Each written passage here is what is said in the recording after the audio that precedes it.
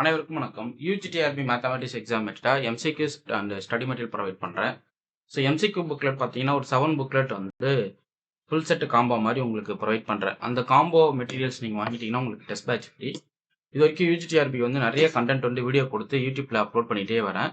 So சேனலோட playlist வந்து இந்த வீடியோட லிங்க்கில் நான் உங்களுக்கு டிஸ்கிரிப்ஷனில் போட்டு விடுறேன். ஸோ அதை நீங்கள் வந்து ஃபாலோ பண்ணிக்கிங்க. இது வரைக்கும் டெஸ்ட் பேட்ச் எம்சிக்யூஸ் ஜாயின் பண்ணுறவங்க ஜாயின் பண்ணிக்கலாம்.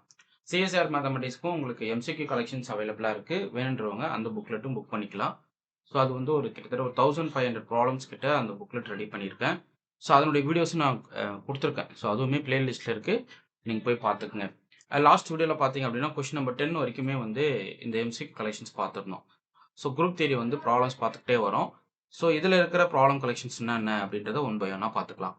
இதெல்லாம் ரொம்ப முக்கியமான கொஷின், மிஸ் பண்ணாமல் பார்த்துருங்க.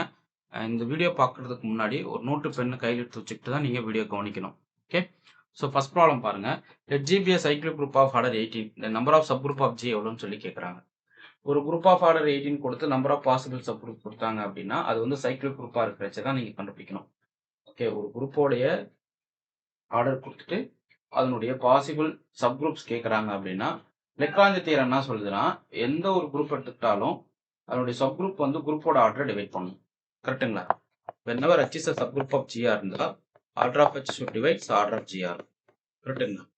அப்போ எவ்வளோ பாசிபிலிட்டிஸ் இருக்கலாம் அப்படின்றத நம்ம கண்டுபிடிக்கிறது பதிலாக இந்த ஆர்டர் ஆஃப் ஜியோட டிவைசஸ் யாரு அப்படின்றத கண்டுபிடிச்சா போதும். சப்போஸ் ஆர்டர் ஆஃப் ஜி வந்து என்ன இருந்து கே சப்குரூப்போட ஆர்டராக இருந்தால் கே வந்து என்ன டிவைட் பண்ணதான கணக்கு. அப்போ எவ்வளோ பாசிபிள் டிவைசஸ் ஆஃப் என்னுக்கு எக்ஸிஸ்ட் ஆகுதோ அவ்வளோ கவுண்ட் சப்குரூப் கிடைக்கும் அப்படின்றத நம்ம என்ன பண்ணிக்கலாம், ஈஸியாக ஜட்ஜ் பண்ணிக்கலாம். இது எப்போ ஒன்லி இந்த சைக்கிளிக் குரூப்ல. Okay fine. இப்போ எப்படி நம்ம கண்டுபிடிக்கிறது? ஒரு குரூப்போட ஆர்டர் கொடுத்துட்டு அதனுடைய பாசிபிள் சப்குரூப்ஸ் கேட்குறாங்க, எவ்வளோ ஆர்டர் பாசிபிள் சப்குரூப்ஸ் கிடைக்கலாம் அப்படின்றத கேட்குறாங்கன்னா ஃபர்ஸ்ட் என்ன பண்ணுறீங்கன்னா அந்த குரூப்போட ஆர்டர் வந்து ப்ரைம் ஃபேக்டராக ஸ்ப்ளிட் பண்ணுங்க. So 9 2 are 18, 2 into 3 square. கரெக்டுங்களா? ஸோ பவர்ஸ் பாருங்க 1 + 1 into 2 + 1. இப்படி தான் நீங்கள் டிவைசர்ஸை ஆட் பண்ணிக்கணும். பவர்ஸை ஆட் பண்ணி நீங்கள் எழுதிங்கன்னா டிவைசஸ் கிடைச்சிடும். இப்போ 2 into 3 வேல்யூ என்ன கிடைக்கும்? 6 கிடைக்கும். டோட்டல் ஆன்சர் வந்து 6. புரியுதுங்களா?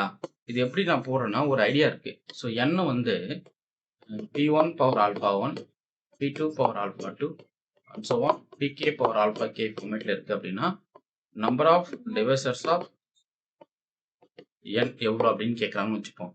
alpha 1 + 1 into alpha 2 + 1 and so on, alpha k + 1 நீங்கள் எடுத்துக்கலாம். அவ்வளோதான் number of possible divisors. Okay, CSR mathematics TN செட்டுக்கு கிளாஸஸ் கொடுத்துட்டே வரேன். ஸோ அதனுடைய லிங்க் எல்லாமே பிளேலிஸ்ட்டில் இருக்குது. அந்த பிளேலிஸ்ட்டை ஃபாலோ பண்ணிக்கிங்க. நீங்கள் வந்து டெஸ்ட் பேட்ச் எம்சிக்யூஸ் ஜாயின் பண்ணி படிக்கிறது ரொம்ப ஒர்த்தாக இருக்கும்.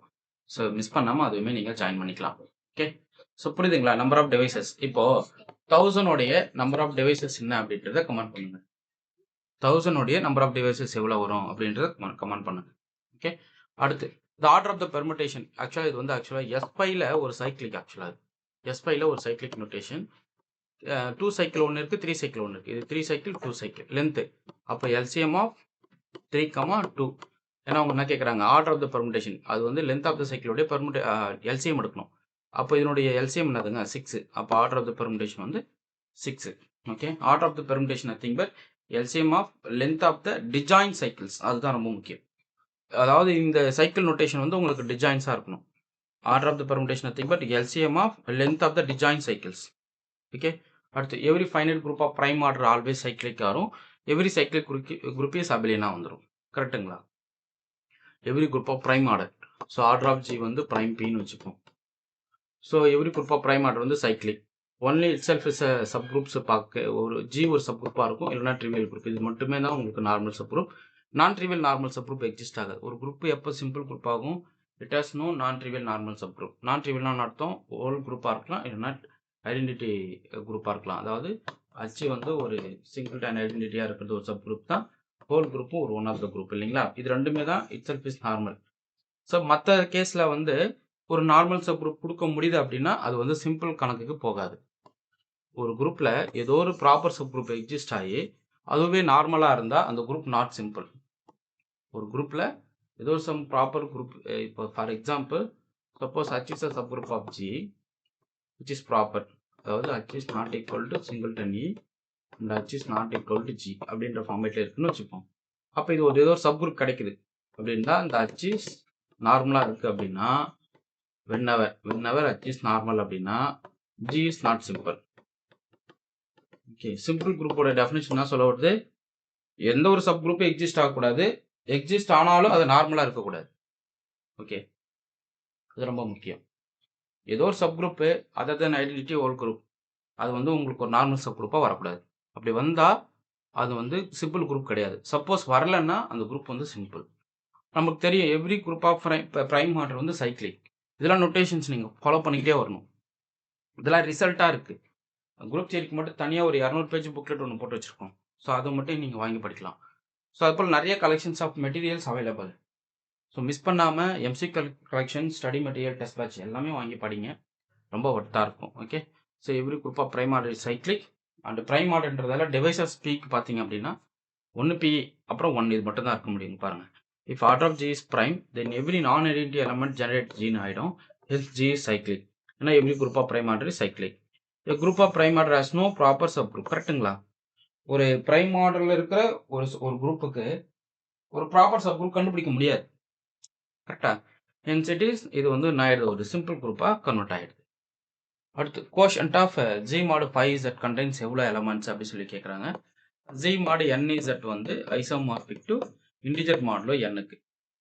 அப்போ ஜி மாடு 5z உங்களுக்கு என்ன ஆகும்? Isomorphic to Z5ன்னு வந்துருப்போம். Z5 ஒரு ஃபைனைட் சைக்கிளிக் குரூப். அது எவ்வளோ எலமெண்ட்ஸ் இருக்கும்? 5 எலமெண்ட்ஸ் இருக்கும். ஸோ என்னுடைய எஸ்சிடி கிளாஸஸ் 0, 1, 2, 3, 4. ஸோ இதை பேஸ் பண்ணி தான் உங்களுக்கு குரூப் ஆஃப் ஃபார்ம் பண்ணுவோம் மாடல் 5. ஓகே, அடுத்து which one is normal subgroup of S3? அதாவது குரூப் ஆஃப் ஆர்டர் 3 வர்றதா நார்மல் சப் குரூப். இது குரூப் ஆஃப் ஆர்டர் 2 வராது. Group of order 2, group of order 3. ஏன்? இண்டெக்ஸ் பார்க்குறீங்க.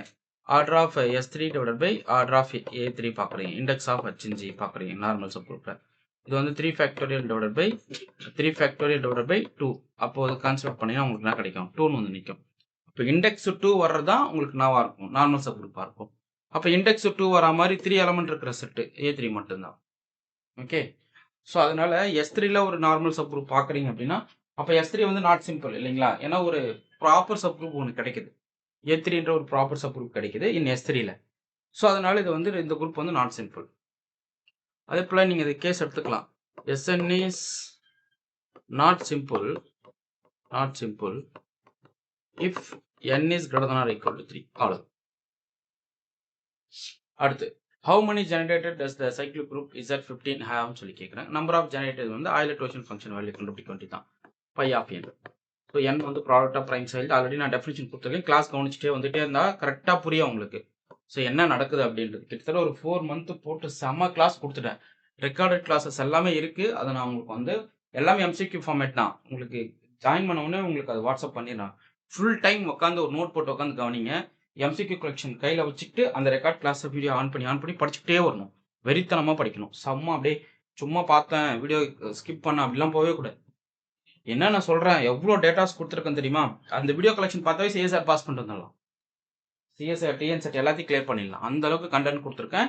ஸோ விடாமல் நான் வீடியோ கொடுத்துட்டே தான் வருவேன். இதோட நிறுத்த மாட்டேன்.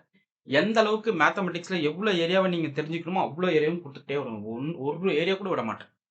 செம்மையாக கொடுத்துட்டே வந்துடுவேன். ஓகே, அடுத்து ஒரு ஸ்டேஜ்க்கு அப்புறம் பார்த்தீங்கன்னா அதுதான் உங்களுக்கு கிளாஸாகவே இருக்கும்.